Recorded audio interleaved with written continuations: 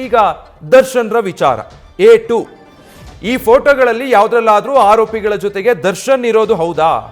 ಆ ರೀತಿಯ ಯಾವುದಾದ್ರೂ ಫೋಟೋಗಳಿದೆಯಾ? ಈ ಫೋಟೋಗಳಲ್ಲಿ ಯಾವೆಲ್ಲ ಆರೋಪಿಗಳಿದ್ದಾರೆ? A2 ಕೂಡ ಈ ಫೋಟೋದಲ್ಲಿ ಇರೋದು ಹೌದಾ ಅನ್ನುವಂಥ ಪ್ರಶ್ನೆಯನ್ನ ಸುಪ್ರೀಂ ಕೋರ್ಟ್ ಕೇಳಿರೋದು.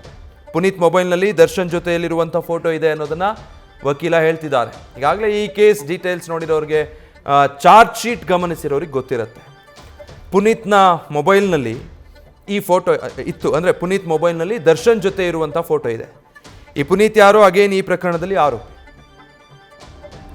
ಸೊ ಈತನ ಜೊತೆಗೆ ದರ್ಶನ್ ಅದೇ ಜಾಗದಲ್ಲಿರುವಂಥ ಫೋಟೋ ಲಭ್ಯ ಆಗಿದೆ, ಅದು ಪುನೀತ್ನ ಮೊಬೈಲ್ನಲ್ಲಿ ಇದೆ ಅನ್ನುವಂಥದ್ದನ್ನು ಹೇಳ್ತಿದ್ದಾರೆ. ಪುನೀತ್ ಅನ್ನುವಂಥವ್ನು ಈ ಪ್ರಕರಣದಲ್ಲಿ ಸಾಕ್ಷಿದಾರ ಆಗಿರುವಂಥ ಪುನೀತ್, ಆತನ ಫೋನ್ನಲ್ಲಿ ಈ A2 ದರ್ಶನ್ ಜೊತೆಗೆ ತಗೊಂಡಿರುವಂಥ ಫೋಟೋ ಇದೆ. ಆತ ಈ ಪ್ರಕರಣದಲ್ಲಿ ಸಾಕ್ಷಿದಾರ ಆಗಿದ್ದಾನೆ. ಸುಪ್ರೀಂ ಕೋರ್ಟ್ನ ಪ್ರಶ್ನೆಗೆ ವಕೀಲ ಸಿದ್ಧಾರ್ಥ್ ಲೂಥ್ರಾ ವಾದ ಮಂಡನೆ ಮಾಡ್ತಿದ್ದಾರೆ. ಅವರು ಫೋಟೋಗೆ ಪೋಸ್ ಕೊಟ್ಟಿದ್ದಾರೆ. ಇದನ್ನ ನಂಬೋದಕ್ಕೆ ಸಾಧ್ಯ ಇಲ್ಲ ಅಂತ ಸುಪ್ರೀಂ ಕೋರ್ಟ್ ಹೇಳ್ತಾ ಇದೆ. ಸುಪ್ರೀಂ ಕೋರ್ಟ್ನಲ್ಲಿ ನಟರನ್ನ ಆರಾಧಿಸುವಂಥ ಕಲ್ಟ್ ಅಂದ್ರೆ ಇಷ್ಟೆಲ್ಲ ನಡೆದಿದೆ, ಕೊಲೆ ಆಗಿದೆ, ಅಲ್ಲಿ ಒಂದು ಕ್ರೈಮ್ ನಡೆದಿದೆ, ಆ ಕೊಲೆಯಲ್ಲಿ ಇವರೆಲ್ಲ ಭಾಗಿಯಾಗಿದ್ದಾರೆ ಅನ್ನೋ ಆರೋಪ ಮಾಡ್ತಾ ಇದ್ದೀರಾ. ಈ ಸಾಕ್ಷಿದಾರ A2 ಆರೋಪಿ ದರ್ಶನ್ ಜೊತೆಗೆ ಫೋಟೋ ತಗೊಂಡಿದ್ದಾನೆ, ಆತ ಫೋಟೋಗೆ ಪೋಸ್ ಕೊಟ್ಟಿದ್ದಾರೆ ಅಂದರೆ ದರ್ಶನ್, ಇಷ್ಟೆಲ್ಲ ಆದಮೇಲೆ ಅದು ಸಾಧ್ಯನಾ? ಫೋಟೋಗೆ ಪೋಸ್ ಕೊಟ್ಟಿರೋ ಹಾಗಿದೆ, ಅದು ನೋಡಿದ್ರೆ ಇದನ್ನು ನಂಬೋದಕ್ಕೆ ಹೇಗೆ ಸಾಧ್ಯ ಆಗುತ್ತೆ ಅನ್ನೋ ಪ್ರಶ್ನೆಯನ್ನ, ಅನುಮಾನವನ್ನು ಸುಪ್ರೀಂ ಕೋರ್ಟ್ ವ್ಯಕ್ತಪಡಿಸ್ತಾ ಇದೆ. ಅದಕ್ಕೆ ವಕೀಲ ಸಿದ್ಧಾರ್ಥ್ ಲೂಥ್ರಾ ವಾದ ಮಂಡನೆ ಮಾಡ್ತಾ ಇರೋದು, ಈ ದಕ್ಷಿಣ ಭಾರತದಲ್ಲಿ ಸಿನಿಮಾ ನಟರನ್ನ ಆರಾಧಿಸುವಂಥ ಕಲ್ಟ್ ಇದೆ. ಅಭಿಮಾನಿಗಳೇ ಹಾಗೆ ತಮ್ಮ ನೆಚ್ಚಿನ ನಟರನ್ನ ಆರಾಧಿಸ್ತಾರೆ. ನಟರನ್ನ ತಮ್ಮ ಇಷ್ಟಪಡುವಂಥ ಕಲಾವಿದರನ್ನ ಮನಸ್ಪೂರ್ವಕವಾಗಿ ಆರಾಧಿಸ್ತಾರೆ. ಅವರೇ ನಮ್ಮ ದೇವರು ಅಥವಾ ಬಾಸು, ಈ ರೀತಿ ತಮಗೆ ಅಭಿಮಾನ ಹೇಗೆ ತೋಚುತ್ತೋ ಹಾಗೆ ನೆಚ್ಚಿನ ನಟನನ್ನು ಆರಾಧಿಸ್ತಾರೆ. ಆ ಕಾರಣಕ್ಕಾಗಿ ಈ ರೀತಿ ಫೋಟೋ ತಗೊಂಡಿದ್ದಾರೆ ಅಂತ ಕಿರಣ್ ದರ್ಶನ್ನ ಫ್ಯಾನ್ ಆಗಿ ಸಾಕ್ಷಿಯಾಗಿ ಹೇಳಿಕೆ ಕೊಟ್ಟರು. ಈಗ ಕಿರಣ್ ದರ್ಶನ್ ಫ್ಯಾನ್ ಆಗಿದ್ರೆ, ಕಿರಣ್ ಯಾರು ಅಂದರೆ ಪ್ರತ್ಯಕ್ಷದರ್ಶಿ, ಹೇಳಿಕೆ ದಾಖಲಿಸಿರುವ ಆತ ಈ ಪ್ರಕರಣದಲ್ಲಿ. ಕಿರಣ್ ದರ್ಶನ್ ಫ್ಯಾನ್ ಆಗಿದ್ರೆ, ನೀವು ಹೇಳೋ ಹಾಗೆ ಆರಾಧಿಸೋ ಹಾಗಿದ್ರೆ, ಸಾಕ್ಷಿಯಾಗಿ ಯಾಕೆ ಹೇಳಿಕೆ ಕೊಟ್ಟರು ಹಾಗಿದ್ರೆ? ಸುಪ್ರೀಂ ಕೋರ್ಟ್ ಪ್ರಶ್ನೆ ಮಾಡ್ತಾ ಇರೋದು. ನೀವು ಹೇಳೋ ಹಾಗೆ ಈಗ ಪುನೀತ್ ಮೊಬೈಲ್ನಲ್ಲಿ ಫೋಟೋ ಇದೆ, ಅದು ನೋಡಿದ್ರೆ ಫೋಟೋಗೆ ಪೋಸ್ ಕೊಟ್ಟಿರೋ ಹಾಗೆ ಇದೆ. ಆ ಫೋಟೋನ ಹೇಗೆ ನಂಬೋದಕ್ಕಾಗತ್ತೆ? ಇಷ್ಟೆಲ್ಲ ಆದಮೇಲೆ ಆ ಥರ ಯಾರಾದರೂ ಫೋಟೋ ತೆಗೆಸ್ಕೊಳ್ತಾರಾ ಅನ್ನೋದು ಪ್ರಶ್ನೆ. ಸೊ ಅದಕ್ಕೆ ವಕೀಲರು ಹೇಳಿದ್ದು, ಇಲ್ಲ ದಕ್ಷಿಣ ಭಾರತದಲ್ಲಿ ಕೆಲವು ಸಿನಿಮಾ ನಟರಿಗೆ ಆ ಥರ ದೊಡ್ಡ ಫ್ಯಾನ್ ಬೇಸ್ ಇರುತ್ತೆ, ಅವರನ್ನು ಆರಾಧಿಸುವಂಥ ಒಂದು ಕಲ್ಟ್ ಇರುತ್ತೆ ಅನ್ನುವಂಥ ವಾದ ಮಾಡಿದರು. ಇದಕ್ಕೆ ಸುಪ್ರೀಂ ಕೋರ್ಟ್ ಕೇಳಿದ ಪ್ರಶ್ನೆ, ಹಾಗಿದ್ರೆ ಕಿರಣ್ ಪ್ರತ್ಯಕ್ಷದರ್ಶಿ, ನಟ ದರ್ಶನ್ನ ಫ್ಯಾನ್ ಕೂಡ ಹೌದು, ಮತ್ತೆ ಸಾಕ್ಷಿ ಕೊಟ್ಟಿದ್ಯಾಕೆ, ಸಾಕ್ಷಿಯಾಗಿದ್ಯಾಕೆ ಈ ಕೇಸ್ನಲ್ಲಿ ಆಗಿದ್ರೆ ಅಂತ ಸುಪ್ರೀಂ ಕೋರ್ಟ್ ಪ್ರಶ್ನೆ ಮಾಡಿದೆ. ಚಿತ್ರದುರ್ಗದಿಂದ ಬಂದಿದ್ದವರು ಮೊದಲ ಬಾರಿಗೆ ದರ್ಶನ್ರನ್ನ ಭೇಟಿಯಾಗಿದ್ರು, ಹೀಗಾಗಿ ಫೋಟೋ ತೆಗೆಸ್ಕೊಂಡಿದ್ದಾರೆ. ಮೊದಲ ಬಾರಿಗೆ ಅವರು ದರ್ಶನ್ರನ್ನ ಭೇಟಿಯಾಗಿದ್ರು.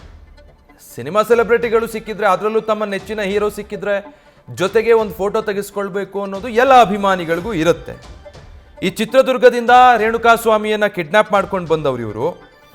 ಅದಾದ್ಮೇಲೆ ಫಸ್ಟ್ ಟೈಮ್ ಅಲ್ಲಿ ದರ್ಶನ್ರನ್ನ ನೋಡ್ತಾರೆ, ಅವರನ್ನ ಭೇಟಿ ಆಗ್ತಾರೆ, ಹೀಗಾಗಿ ಅಲ್ಲಿ ಫೋಟೋ ತೆಗೆಸ್ಕೊಂಡಿದ್ದಾರೆ ಅಂತ ಸಿದ್ಧಾರ್ಥ್ ಲೂಥ್ರಾ ಅದನ್ನು ಸಮರ್ಥಿಸ್ಕೊಳ್ತಿದ್ದಾರೆ. ಫೋಟೋ ಹೊರತುಪಡಿಸಿ ಬೇರೆ ಏನಾದರೂ ಸಾಕ್ಷಿ ಇದೆಯಾ ಅಂತ ಸುಪ್ರೀಂ ಕೋರ್ಟ್ ಇಲ್ಲಿ ಪ್ರಶ್ನೆ ಮಾಡ್ತಾ ಇದೆ. ಫೋಟೋಗಳನ್ನ ಪಕ್ಕಕ್ಕಿಟ್ರೆ ಬೇರೆ ಏನು ಸಾಕ್ಷಿಗಳಿದೆ? ಪರ್ಟಿಕ್ಯುಲರ್ಲಿ ದರ್ಶನ್ A2 ಆರೋಪಿ ದರ್ಶನ್ ಇಲ್ಲಿ ಭಾಗಿಯಾಗಿರೋದ್ರ ಬಗ್ಗೆ, ಆ ಸ್ಥಳದಲ್ಲಿ ಇದ್ದ ಬಗ್ಗೆ ಏನು ಸಾಕ್ಷಿಗಳಿದೆ? ಪ್ರತ್ಯಕ್ಷದರ್ಶಿಗಳು ಅಂತ ಹೇಳಿಕೆ ಕೊಟ್ಟಿರೋರು, ಸಾಕ್ಷಿದಾರ ಅಂತ ಹೇಳಿಕೆ ಕೊಟ್ಟಿರೋರು, ದರ್ಶನ್ ಜೊತೆ ಪೋಸ್ ಕೊಟ್ಟು ಫೋಟೋ ತೆಗೆಸ್ಕೊಂಡಿರೋ ಫೋಟೋಗಳಿದೆ. ಇದನ್ನ ಹೇಗೆ ನಂಬೋದಕ್ಕೆ ಅಥವಾ ಪರಿಗಣಿಸೋದಕ್ಕೆ ಸಾಧ್ಯ ಆಗುತ್ತೆ? ಇಷ್ಟೆಲ್ಲ ಆದ ನಂತರ ಅಲ್ಲಿ ಮತ್ತೆ ಆ ಥರ ಫೋಟೋ ತೆಗೆಸ್ಕೊಳ್ಳೋ ಸಾಧ್ಯತೆಗಳಿರುತ್ತಾ? ಇದು ಸುಪ್ರೀಂ ಕೋರ್ಟ್ನ ಅನುಮಾನ. ಅದಕ್ಕೆ ಸಿದ್ಧಾರ್ಥ್ ಲೂಥ್ರಾ ಅವರ ವಾದ ಮಂಡನೆ ಮಾಡಿದ್ದಾರೆ. ಮೊದಲ ಬಾರಿ ದರ್ಶನ್ರನ್ನ ಮೀಟ್ ಆದ್ವಿ ಅನ್ನೋ ಕಾರಣಕ್ಕಾಗಿ ಚಿತ್ರದುರ್ಗದಿಂದ ಆತನನ್ನು ಕಿಡ್ನಾಪ್ ಮಾಡಿ ಕರ್ಕೊಂಡು ಬಂದ ನಂತರ ಆ ಫೋಟೋವನ್ನು ತಗೊಂಡಿರ್ತಾರೆ ಅಂತ. ಆದರೆ ಈ ಫೋಟೋ ಹೊರತುಪಡಿಸಿದ್ರೆ ಬೇರೆ ಏನು ಸಾಕ್ಷಿ ಇದೆ ಅಂತ ಈಗ ಸುಪ್ರೀಂ ಕೋರ್ಟ್ನ ವಿಭಾಗೀಯ ಪೀಠ ಕೇಳ್ತಾ ಇರೋದು. ಈ ಫೋಟೋಗಳನ್ನು ಆಧಾರ ಆಗಿಟ್ಕೊಂಡು ನೀವು ವಾದ ಮಾಡ್ತಾ ಇದ್ದೀರಾ, ದರ್ಶನ್ ಕೂಡ ಇದರಲ್ಲಿ ಆರೋಪಿ, ಅದಕ್ಕಾಗಿ A2 ಫೈಲ್ ಮಾಡಲಾಗಿದೆ ಅಂತ ಹೇಳ್ತಾ ಇದ್ದೀರಾ. ಈ ಫೋಟೋಗಳನ್ನು ಬಿಟ್ಟರೆ ಬೇರೆ ಏನು ಸಾಕ್ಷಿ ಇದೆ ಅದಕ್ಕೆ ಅಂತ ಕೇಳ್ತಿದ್ದಾರೆ. ಚಿತ್ರದುರ್ಗದಿಂದ ಬಂದಿದ್ದವರು ಮೊದಲಿಗೆ ಫೋಟೋ ತೆಗೆಸ್ಕೊಳ್ತಾರೆ. ಇನ್ನೊಂದು ಪುನೀತ್ ದರ್ಶನ್ ಅಭಿಮಾನಿ ಅನ್ನೋ ಕಾರಣಕ್ಕೆ ಆತ ಫೋಟೋ ತೆಗೆಸ್ಕೊಳ್ತಾನೆ. ಈ ಫೋಟೋಗಳನ್ನು ಆ ಸಂದರ್ಭದಲ್ಲಿ ಆ ರೀತಿ ನಟ ದರ್ಶನ್ ಜೊತೆ ತೆಗೆಸ್ಕೊಂಡಿದ್ದಾರೆ ಅಂತ ನಂಬೋದಕ್ಕಾಗತ್ತೆ. ಯಾಕಂದರೆ ಅಲ್ಲೊಂದು ಒಬ್ಬನ ಮೇಲೆ ಹಲ್ಲೆ ಆಗಿರುತ್ತೆ ಅಥವಾ ಒಂದು ಕೊಲೆ ನಡೆದಿರುತ್ತೆ. ಆತನನ್ನು ಚಿತ್ರದುರ್ಗದಿಂದ ಕಿಡ್ನ್ಯಾಪ್ ಮಾಡ್ಕೊಂಡು ಬಂದ ನಂತರದಲ್ಲಿ ಈ ರೀತಿ ಫೋಟೋಗೆ ಪೋಸ್ ಕೊಟ್ಟು ತೆಗೆಸ್ಕೊಳ್ಳೋದಕ್ಕೆ ಸಾಧ್ಯನಾ? ಇದು ಅದೇ ಸಂದರ್ಭದ್ದು ಅಥವಾ ಆ ಕೃತ್ಯ ಆದ ನಂತರ ಆ ಸಂದರ್ಭದ್ದು ಗ್ಯಾರಂಟಿ ಏನು ಖಾತ್ರಿ ಅನ್ನೋ ನಿಟ್ಟಿನಲ್ಲಿ ಸುಪ್ರೀಂ ಕೋರ್ಟ್ ಪ್ರಶ್ನೆ ಮಾಡಿದ್ದು. ಅದಕ್ಕಾಗಿಯೇ ಕೇಳಿದಂಥ ಪ್ರಶ್ನೆ, ಈ ಫೋಟೋ ಹೊರತುಪಡಿಸಿ ಇನ್ನೇನಾದರೂ ಸಾಕ್ಷಿಗಳಿದೆಯಾ ಅನ್ನೋದು. ಹೈಕೋರ್ಟ್ ಪ್ರತ್ಯಕ್ಷದರ್ಶಿಗಳ ಸಾಕ್ಷಿಯನ್ನ ಏಕೆ ನಂಬೋದಕ್ಕೆ ಸಾಧ್ಯ ಇಲ್ಲ ಅಂತ ಹೇಳ್ತು. ಇದು ಸುಪ್ರೀಂ ಕೋರ್ಟ್ ಕೇಳಿರುವ ಪ್ರಶ್ನೆ ಹೈಕೋರ್ಟ್ನ ವಿಚಾರದಲ್ಲಿ. ಈಗ ಹೈಕೋರ್ಟ್ ಜಾಮೀನು ಕೊಟ್ಟಾಗಿದೆ ಆರೋಪಿಗಳಿಗೆ, ಆದರೆ ಕೊಡಬಾರ್ದಿತ್ತು 7 ಜನಕ್ಕೆ ಅಂತ ನೀವಿಲ್ಲಿ ಅರ್ಜಿ ಹಾಕಿರೋದು. ಹೈಕೋರ್ಟ್ ಏನು ಹೇಳಿದೆ ಆಗಿದ್ರೆ? ಪ್ರತ್ಯಕ್ಷದರ್ಶಿಗಳ ಸಾಕ್ಷಿಯನ್ನ ಯಾಕೆ ನಂಬೋದಕ್ಕೆ ಸಾಧ್ಯ ಇಲ್ಲ ಅಂತ ಹೈಕೋರ್ಟ್ ಹೇಳಿದೆ. ನೀವು ವಾದ ಮಂಡನೆ ಮಾಡ್ತಾ ಇದ್ದೀರಿ, ಇಲ್ಲಿ ಪ್ರತ್ಯಕ್ಷದರ್ಶಿಗಳಿದ್ದಾರೆ, ಸಾಕ್ಷಿಗಳಿದ್ದಾವೆ, ಸಾಂದರ್ಭಿಕ ಸಾಕ್ಷಿಗಳನ್ನ ಕಲೆ ಹಾಕಲಾಗಿದೆ ಅಂತ ಹೇಳ್ತಾ ಇದ್ದೀರಾ. ಆದರೆ ಹೈಕೋರ್ಟ್ ಈಗ ಪ್ರತ್ಯಕ್ಷದರ್ಶಿಗಳ ಸಾಕ್ಷಿ ಇದ್ದ ಮೇಲೆ ಅದನ್ನ ಯಾಕೆ ನಂಬೋದಕ್ಕೆ ಸಾಧ್ಯ ಇಲ್ಲ ಅಂತ ಹೈಕೋರ್ಟ್ ಹೇಳಿರೋದು? ಈ ಪ್ರಶ್ನೆಯನ್ನು ಸುಪ್ರೀಂ ಕೋರ್ಟ್ ಕೇಳ್ತಾ ಇದೆ. ಅಂದರೆ ಹೈಕೋರ್ಟ್ ಏನು ಕಾರಣ ಕೊಟ್ಟಿದೆ ಇದಕ್ಕೆ? ಇದೇ ವಾದವನ್ನು ಹೈಕೋರ್ಟ್ನಲ್ಲೂ ಮಂಡನೆ ಮಾಡಿರ್ತಾರೆ. ಏನೆಲ್ಲ ಸಾಕ್ಷಿಗಳಿತ್ತು, ಯಾವೆಲ್ಲ ಪ್ರತ್ಯಕ್ಷದರ್ಶಿಗಳ ಹೇಳಿಕೆಗಳಿತ್ತು, ಟೆಕ್ನಿಕಲ್ ಎವಿಡೆನ್ಸ್, ಸಾಂದರ್ಭಿಕ ಸಾಕ್ಷಿಗಳು ಏನೆಲ್ಲ ಇತ್ತು ಅದೆಲ್ಲವನ್ನು ವಾದ ಮಂಡನೆ ಮಾಡಲಾಗಿರುತ್ತೆ. ಆದರೆ ಪ್ರತ್ಯಕ್ಷದರ್ಶಿಗಳು ಇದ್ದಾರೆ, ಸ್ಟೇಟ್ಮೆಂಟ್ ಕೊಟ್ಟಿದ್ದಾರೆ ಅಂತ ಆದಮೇಲೂ ಕೂಡ ಹಾಗಿದ್ರೆ ಹೈಕೋರ್ಟ್ ಯಾಕೆ ಅದನ್ನು ಪರಿಗಣಿಸಿಲ್ಲ ಅಥವಾ ಯಾಕೆ ಅದನ್ನು ನಂಬಿಲ್ಲ? ಇದರಲ್ಲಿ ಪ್ರತ್ಯಕ್ಷದರ್ಶಿಗಳ ಸಾಕ್ಷಿಗಳನ್ನು ಹೈಕೋರ್ಟ್ ಯಾಕೆ ನಂಬೋದಕ್ಕೆ ಸಾಧ್ಯವಿಲ್ಲ ಅಂತ ಹೇಳಿದೆ. ಹೈಕೋರ್ಟ್ನ ಆದೇಶದಲ್ಲಿರೋದು ಅದು, ಈ ಪ್ರತ್ಯಕ್ಷದರ್ಶಿಗಳ ಹೇಳಿಕೆಯನ್ನು ನಂಬೋದಕ್ಕೆ ಸಾಧ್ಯ ಇಲ್ಲ ಅಂತ. ಅದಾದಮೇಲೆ ಗ್ರೌಂಡ್ಸ್ ಆಫ್ ಅರೆಸ್ಟ್ ಏನಿದೆ ಅದೆಲ್ಲವೂ ಸರಿಯಾಗಿಲ್ಲ ಅಂತ. ಹೀಗೆ ಒಂದಷ್ಟು ಕಾರಣಗಳನ್ನು ನೀಡಿ ಹೈಕೋರ್ಟ್ ಎಲ್ಲ ಆರೋಪಿಗಳಿಗೆ ರೆಗ್ಯುಲರ್ ಜಾಮೀನನ್ನು ನೀಡಿತ್ತು.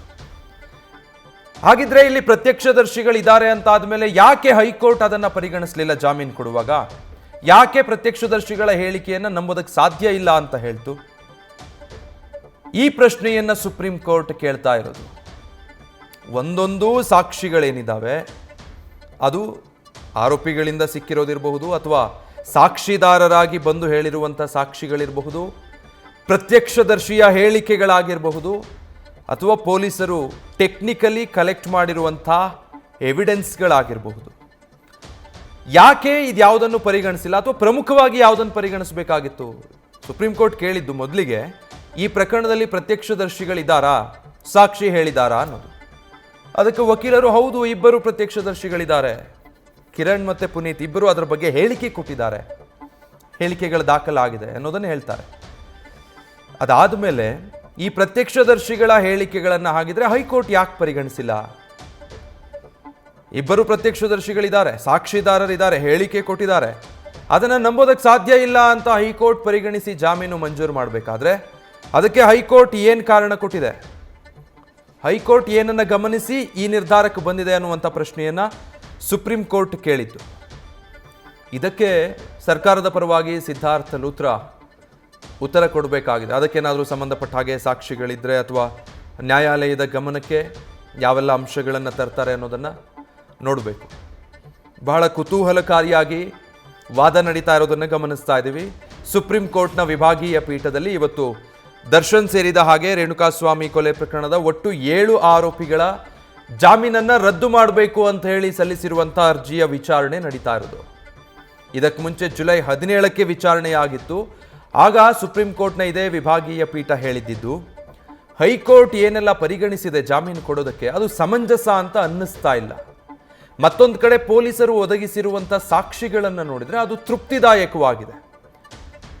ಇಷ್ಟಿದ್ದಾಗ ಜಾಮೀನನ್ನು ಹೇಗೆ ನೀಡಿದ್ರು, ಸಮಂಜಸ ಅಂತ ಅನ್ನಿಸ್ತಾ ಇಲ್ಲ ಅನ್ನೋ ಅಭಿಪ್ರಾಯವನ್ನು ಸುಪ್ರೀಂ ಕೋರ್ಟ್ ವ್ಯಕ್ತಪಡಿಸಿತ್ತು. ಅದಾದಮೇಲೆ ಮೊನ್ನೆಗೆ ಮತ್ತೆ ಇದೇ ಪೀಠದಲ್ಲಿ ಈ ಅರ್ಜಿಯ ವಿಚಾರಣೆ ಇತ್ತು. ಆಗಲೂ ದರ್ಶನ್ ಥೈಲ್ಯಾಂಡ್ನಲ್ಲೇ ಶೂಟಿಂಗ್ನಲ್ಲಿದ್ದರು. ಆದರೆ ಆಗ ಅವರ ಪರ ವಕೀಲ ಕಪಿಲ್ ಸಿಬಲ್ ಹಾಜರಾಗೋದಕ್ಕೆ ಸಾಧ್ಯ ಆಗಲಿಲ್ಲ. ಮತ್ತೆ ಈ ಕೇಸನ್ನು ಬೇರೆ ವಕೀಲರು ವಹಿಸಿಕೊಳ್ಳೋದಕ್ಕೆ ಮುಂದಾದರು. ಸಿದ್ಧಾರ್ಥ್ ದವೆ ಅವರು ಕೋರ್ಟ್ಗೆ ಮನವಿ ಮಾಡಿಕೊಂಡಿದ್ರು, ನನಗೆ ಕಾಲಾವಕಾಶ ಬೇಕು, ಸ್ವಲ್ಪ ಈ ಕೇಸ್ ಬಗ್ಗೆ ಸ್ಟಡಿ ಮಾಡಿ ಅದಾದ ಮೇಲೆ ನಾನು ವಾದ ಮಂಡನೆ ಮಾಡ್ತೀನಿ ಅಂತ. ಹೀಗಾಗಿ ಆ ಅವಕಾಶ ನೀಡಲಾಗಿತ್ತು. ಇವತ್ತು ಬೆಳಗ್ಗೆ ಮತ್ತೆ ಸುಪ್ರೀಂ ಕೋರ್ಟ್ನ ಈ ವಿಭಾಗೀಯ ಪೀಠದಲ್ಲಿ ಅರ್ಜಿಯ ವಿಚಾರಣೆ ಆರಂಭ ಆಗಿದೆ. ಸುಪ್ರೀಂ ಕೋರ್ಟ್ ರಾಜ್ಯ ಸರ್ಕಾರದ ಪರವಾಗಿ ವಾದ ಮಂಡನೆ ಮಾಡ್ತಾ ಇರುವಂತಹ ವಕೀಲ ಸಿದ್ಧಾರ್ಥ್ ಲೂಥ್ರಾ ಅವರನ್ನು ಸಾಕಷ್ಟು ಪ್ರಶ್ನೆಗಳನ್ನು ಕೇಳಿ ಉತ್ತರ ಪಡ್ಕೊಂಡಿದೆ. ಈ ಪ್ರಕರಣದ ತನಿಖೆ, ಸಾಕ್ಷಿಗಳು, ಈ ವಿಚಾರಗಳಿಗೆ ಸಂಬಂಧಪಟ್ಟ ಹಾಗೆ ಮತ್ತೆ ಹೈಕೋರ್ಟ್ನಲ್ಲಿ ನಡೆದಂತಹ ಜಾಮೀನು ಅರ್ಜಿಯ ವಿಚಾರಣೆ,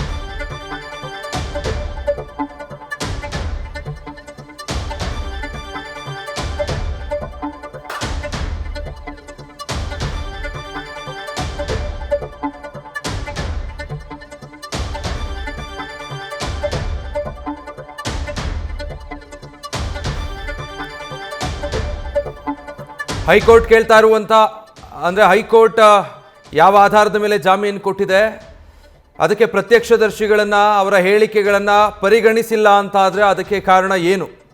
ಸುಪ್ರೀಂ ಕೋರ್ಟ್ ಬಹಳ ಸ್ಪಷ್ಟವಾಗಿ ಕೇಳಿರುವಂಥ ಪ್ರಶ್ನೆ. ಅದಕ್ಕೆ ಈಗ ವಕೀಲ ಸಿದ್ಧಾರ್ಥ್ ಲೂಥ್ರಾ ವಾದ ಮಂಡನೆ ಮಾಡಬೇಕಾಗಿದೆ. ಸುಪ್ರೀಂ ಕೋರ್ಟ್ನ ಎಲ್ಲ ಪ್ರಶ್ನೆಗಳಿಗೆ ಕೆಲವೊಂದಕ್ಕೆ ದಾಖಲೆ ಸಾಕ್ಷಿಗಳ ಸಮೇತ ಮತ್ತು ಕೆಲವು ಪ್ರಶ್ನೆಗಳಿಗೆ ಏನೆಲ್ಲ ಸಾಕ್ಷಿಗಳು ಇದರಲ್ಲಿ ಲಭ್ಯ ಆಗಿದೆ ಅನ್ನೋದನ್ನು ಗಮನಕ್ಕೆ ತಂದು ಸಿದ್ಧಾರ್ಥ್ ಲೂಥ್ರಾ ವಾದ ಮಂಡನೆ ಮಾಡ್ತಾ ಇರೋದನ್ನು ನಾವು ಗಮನಿಸ್ತಾ ಇದ್ದೀವಿ. ಹಲವು ಪ್ರಶ್ನೆಗಳನ್ನು ಇವತ್ತು ಸುಪ್ರೀಂ ಕೋರ್ಟ್ನ ವಿಭಾಗೀಯ ಪೀಠ ರಾಜ್ಯ ಸರ್ಕಾರದ ಪರ ವಾದ ಮಂಡನೆ ಮಾಡ್ತಾ ಇರೋ ವಕೀಲರಿಗೆ ಕೇಳಿರೋದು.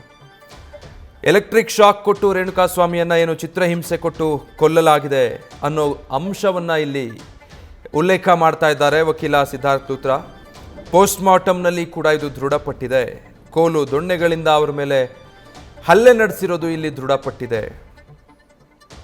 ಪೋಸ್ಟ್ ಮಾರ್ಟಮ್ ರಿಪೋರ್ಟು ಅವ್ರ ಮೇಲೆ ಯಾವ ರೀತಿ ಹಲ್ಲೆ ನಡೆದಿದೆ, ಯಾರೆಲ್ಲ ಹಲ್ಲೆ ಮಾಡಿದ್ದು, ಯಾವ ರೀತಿ ಚಿತ್ರಹಿಂಸೆ ಕೊಟ್ಟಿದ್ದಾರೆ, ಆ ಎಲ್ಲ ವಿಚಾರಗಳು ಮತ್ತು ಅದಕ್ಕೆ ಪೂರಕವಾಗಿರುವಂಥ ಪೋಸ್ಟ್ ಮಾರ್ಟಮ್ ರಿಪೋರ್ಟ್ಗಳಿದೆ ಅನ್ನೋದನ್ನು ನ್ಯಾಯಾಲಯದ ಗಮನಕ್ಕೆ ವಕೀಲ ಸಿದ್ಧಾರ್ಥ್ ಲೂಥ್ರಾ ತರ್ತಿದ್ದಾರೆ. ಇದು ಯಾಕೆ ಅಂದರೆ ಪ್ರತ್ಯಕ್ಷದರ್ಶಿಗಳ ಹೇಳಿಕೆಯನ್ನು ಹೈಕೋರ್ಟ್ ನಂಬಿಲ್ಲ. ಅದನ್ನು ಆಧಾರವಾಗಿ ಇಟ್ಕೊಂಡಿದ್ದಿದ್ರೆ ಜಾಮೀನು ಕೊಡೋದಿಲ್ಲ ಅಂತ ಹೇಳಬಹುದಾಗಿತ್ತು. ಆದರೆ ಜಾಮೀನು ಮಂಜೂರಾಗಿದೆ. ಅಲ್ಲಿಗೆ ಪ್ರತ್ಯಕ್ಷದರ್ಶಿಗಳ ಹೇಳಿಕೆಯನ್ನು ನಂಬೋದಕ್ಕೆ ಸಾಧ್ಯ ಇಲ್ಲ ಅಥವಾ ಸಂಪೂರ್ಣವಾಗಿ ಅದು ನಂಬಿಕೆಗೆ ಅರ್ಹವಲ್ಲ ಅನ್ನುವಂಥ ನಿಟ್ಟಿನಲ್ಲಿ ಹೈಕೋರ್ಟ್ ಅದನ್ನು ಪರಿಗಣಿಸಿರೋದ್ರಿಂದ ಆರೋಪಿಗಳಿಗೆ ಜಾಮೀನು ಸಿಕ್ಕಿರೋದು. ಸೊ ಇದನ್ನು ಹೇಗೆ ಈ ರೀತಿ ಪರಿಗಣಿಸಲಾಯಿತು ಆಗಿದ್ರೆ ಹೈಕೋರ್ಟ್ ಇದನ್ನು ಹೇಗೆ ನೋಡಿದೆ? ಇದೇ ಆರೋಪಿಗಳು, ಅದಕ್ಕೆ ಸಂಬಂಧಪಟ್ಟ ಹಾಗೆ ನೀವು ಈಗ ವಾದ ಮಂಡನೆ ಮಾಡುವಾಗ ಗಮನಕ್ಕೆ ತರ್ತಾ ಇರುವಂಥ ಸಾಕ್ಷಿಗಳೇನಿದ್ದಾವೆ ಆ ಎಲ್ಲ ಸಾಕ್ಷಿಗಳನ್ನು ಹೈಕೋರ್ಟ್ನಲ್ಲೂ ಕೂಡ ನೀವು ಉಲ್ಲೇಖ ಮಾಡಿರ್ತೀರಿ. ಹೈಕೋರ್ಟ್ ಕೂಡ ಅದೆಲ್ಲವನ್ನು ಗಮನಕ್ಕೆ ತಗೊಂಡಿರುತ್ತೆ. ಅದರ ಹೊರತಾಗಿಯೂ ಕೂಡ ಹೈಕೋರ್ಟ್ ಪ್ರತ್ಯಕ್ಷದರ್ಶಿಗಳ ಹೇಳಿಕೆಗಳನ್ನು ಯಾಕೆ ಪರಿಗಣನೆಗೆ ತಗೊಂಡಿಲ್ಲ? ಪ್ರತ್ಯಕ್ಷದರ್ಶಿಗಳು ಇಬ್ಬರಿದ್ದಾರೆ, ಆ ಇಬ್ಬರ ಸ್ಟೇಟ್ಮೆಂಟ್ಗಳ ರೆಕಾರ್ಡ್ ಆಗಿದೆ. ಅದನ್ನು ಹೈಕೋರ್ಟ್ ಗಮನಕ್ಕೂ ತರಲಾಗಿತ್ತು. ಜಾಮೀನು ಕೊಡಬಾರ್ದು ಅಂತ ವಾದ ಮಂಡನೆ ಮಾಡುವಾಗ ಅಷ್ಟಿದ್ರೂ ಕೂಡ ಪ್ರತ್ಯಕ್ಷದರ್ಶಿಗಳ ಹೇಳಿಕೆಯನ್ನು ನಂಬೋದಕ್ಕೆ ಸಾಧ್ಯ ಇಲ್ಲ ಅನ್ನೋ ಆಧಾರದ ಮೇಲೆ ಅಥವಾ ಅದನ್ನು ಪ್ರಮುಖವಾಗಿ ಪರಿಗಣಿಸಿ ಹೈಕೋರ್ಟ್ ಆರೋಪಿಗಳಿಗೆ ಜಾಮೀನು ಮಂಜೂರು ಮಾಡಿದೆ ಅಂತಾದರೆ ಏನು ಅಂಶ ಕಾರಣ ಇದಕ್ಕೆ? ಪ್ರತ್ಯಕ್ಷದರ್ಶಿಗಳ ಹೇಳಿಕೆಯನ್ನೇ ನಂಬೋದಕ್ಕೆ ಸಾಧ್ಯ ಇಲ್ಲ ಅಂದಾಗ ಈಗ ಪೂರಕವಾಗಿ ಬೇರೆ ಸಾಕ್ಷಿಗಳನ್ನು ಒದಗಿಸಬೇಕಾಗತ್ತಲ್ಲ. ಸೊ ಅದಕ್ಕೆ ಪೂರಕವಾಗಿ ವಾದ ಮಂಡನೆ ಮಾಡೋದಕ್ಕೆ ಈ ಅಂಶಗಳನ್ನು ಸಿದ್ಧಾರ್ಥ್ ಲೂಥ್ರಾ ಮಂಡನೆ ಮಾಡ್ತಾ ಇರೋದು. ರೇಣುಕಾಸ್ವಾಮಿಗೆ ಯಾವ ರೀತಿ ಚಿತ್ರಹಿಂಸೆ ಕೊಟ್ಟಿದ್ರು, ಭೀಕರವಾಗಿ ಆತನ ಮೇಲೆ ಹಲ್ಲೆ ನಡೆಸಲಾಗಿತ್ತು, ಅದೆಲ್ಲವೂ ಕೂಡ ಪೋಸ್ಟ್ ಮಾರ್ಟಮ್ ರಿಪೋರ್ಟ್ನಲ್ಲಿದೆ. ಕರೆಂಟ್ ಶಾಕ್ ಕೊಟ್ಟಿದ್ರು, ದೊಣ್ಣೆಗಳಿಂದ ಬಹಳ ಅಮಾನವೀಯವಾಗಿ ಆತನ ಮೇಲೆ ಹಲ್ಲೆ ಮಾಡಿದ್ರು.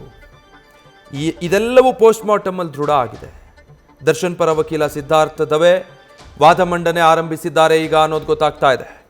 ಇಷ್ಟು ಹೊತ್ತು ರಾಜ್ಯ ಸರ್ಕಾರದ ಪರವಾಗಿ ಸಿದ್ಧಾರ್ಥ ಲೂತ್ರಾ ವಾದ ಮಂಡನೆ ಮಾಡ್ತಾ ಇದ್ರು. ಸುಮಾರು ಒಂದು 7-8 ಪ್ರಶ್ನೆಗಳನ್ನು ಕೇಳ್ತು ಸುಪ್ರೀಂ ಕೋರ್ಟ್ನ ವಿಭಾಗೀಯ ಪೀಠ.